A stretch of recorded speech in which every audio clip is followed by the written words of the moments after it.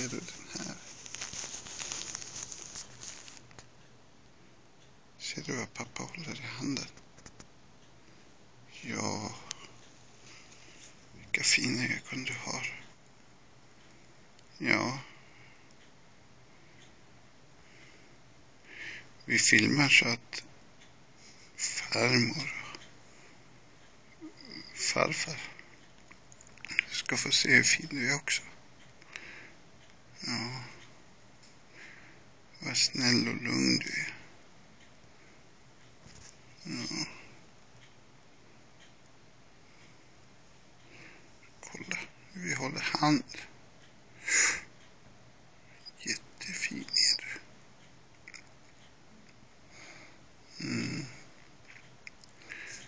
Och snart blir det läkarundersökning.